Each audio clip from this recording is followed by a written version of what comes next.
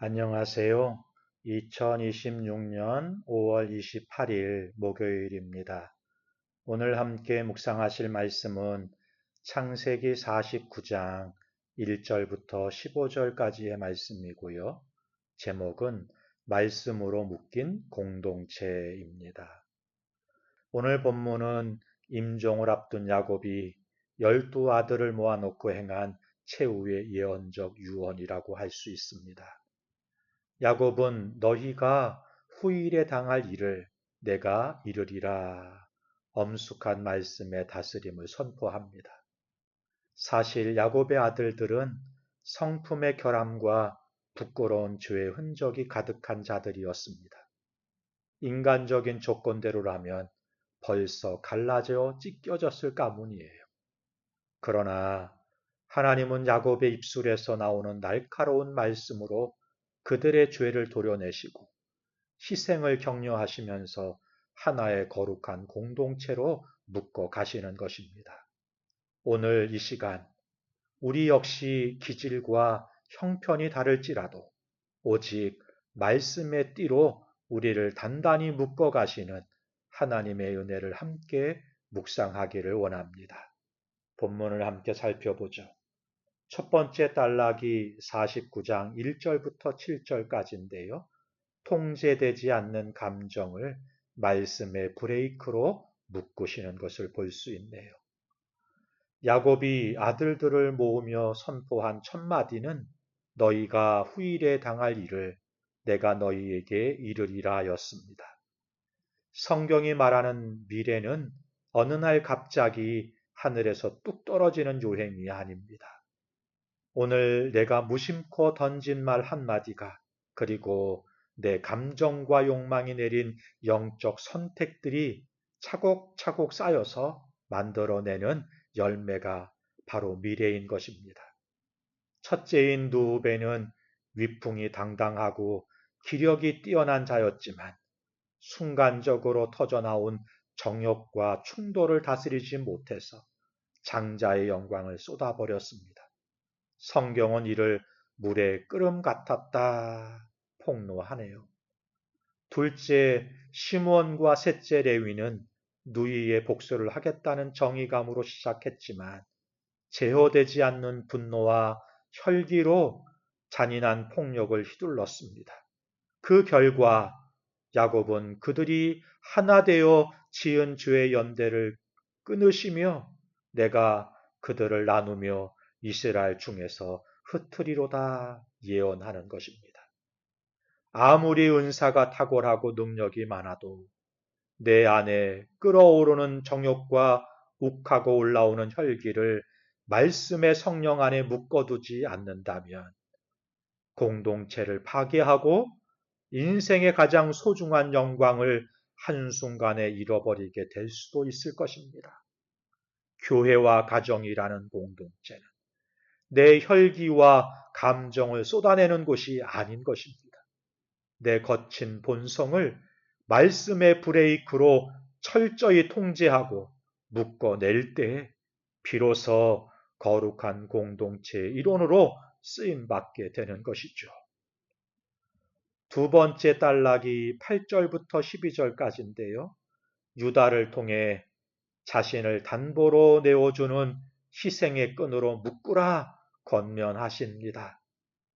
형들의 끔찍한 범죄 족적 뒤에 넷째 아들 유다의 차례에서 분위기는 대역전의 축복으로 바뀝니다.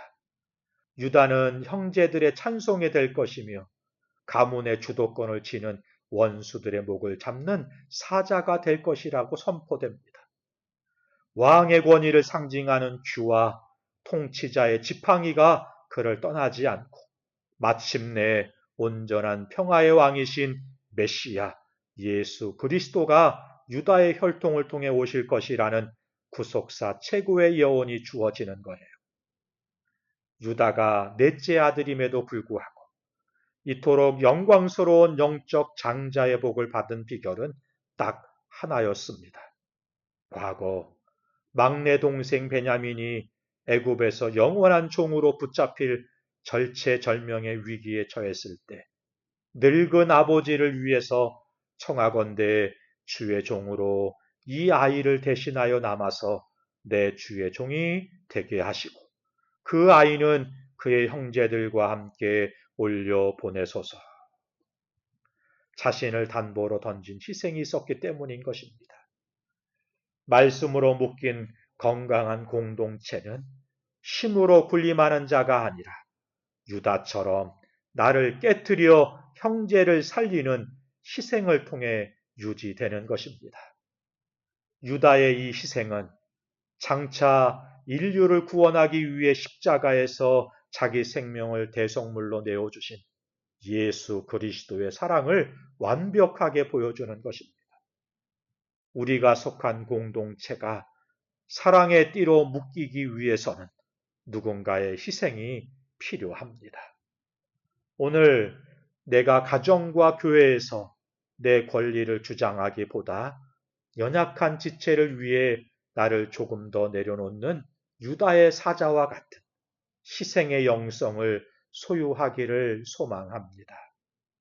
세 번째 단락이 13절부터 15절까지인데요. 풍요 속의 안주를 끊고 사명의 줄로 묶으라 권면하십니다. 레아의 막내 아들들인 스볼론과 이사가를 향한 예언이 이어져요. 스볼론은 해변의 무역 중심지에서 물질적인 번성과 풍요를 누릴 것이라 예언됩니다. 반면 이사갈은 매우 독특한 비유로 묘사됩니다. 야곱은 그를 향해서 양의 우리 사이에 꿇어앉은 건장한 나귀로다 라고 불러요. 이사갈은 건장한 나귀처럼 일할 수 있는 강력한 힘과 잠재력이 있는 지파였습니다. 그러나 15절을 보면 그는 눈앞의 평안함에 취해버렸습니다. 그는 시기를 좋게 여기며 토지를 아름답게 보고 어깨를 내려 짐을 메고 압제 아래서 섬기리로다.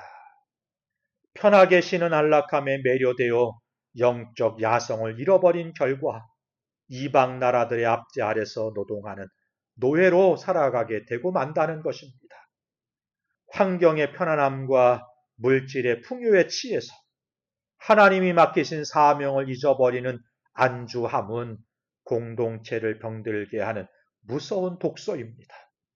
지금 나의 삶이 평안하다는 이유로 마땅히 지켜야 할 영적 긴장감과 기도의 자리를 느슨하게 풀어놓지는 않았습니까? 편하게 쉬는 것에 마음을 빼앗기면 사명의 짐을 외면하게 되고 결국 세상의 종로로 타게 될 것입니다. 말씀으로 묶인 공동체는 눈앞의 안락을 거절하고 하나님 나라를 향한 건강한 영적 야성을 깨워 함께 거룩한 사명의 짐을 메고 걸어가는 거예요. 사랑하는 성도 여러분, 야곱의 12 아들들은 성품도 달랐고 살아온 삶의 모양도 달랐습니다. 그리고 숨기고 싶은 부끄러운 죄의 흔적들도 가득했습니다. 만약 인간적인 조건대로 가문을 묶었다면 이 가문은 벌써 갈갈이 찢겨 공중 분해되었을 거예요. 그러나 하나님은 야곱의 입술을 통해 선포된 날카로운 말씀으로 그들의 죄를 도려내시고 희생을 격려하시며 안주함을 경고하사 그들을 하나의 거룩한 이스라엘 공동체로 묶고 가시는 것입니다. 오늘 우리 교회와 가정도 마찬가지죠.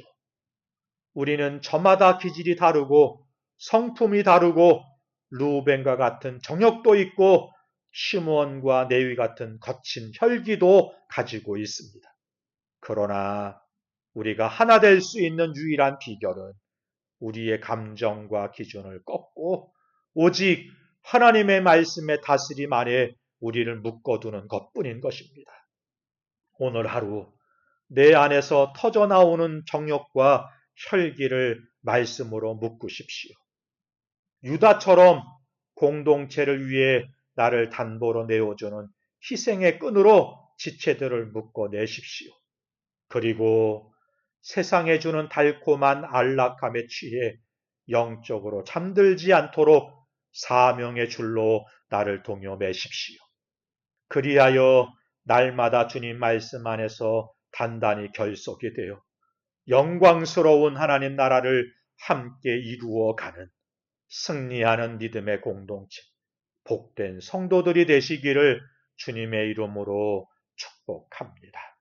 기도하겠습니다. 우리를 그리스도 안에서 한 몸으로 부르신 하나님 아버지, 내 생각과 감정이 이끄는 대로 행하며 공동체의 평화를 깨뜨렸던 지난날의 혈기와 정욕과 우리의 감정을 회개합니다. 뚝이 터진 물처럼 끓어오르는 내 감정을 말씀의 브레이크로 묶게 하시고 내 권리를 주장하기보다 연약한 지체를 위해 나를 대신 담보로 내어주는 유다의 희생을 배우게 하옵소서.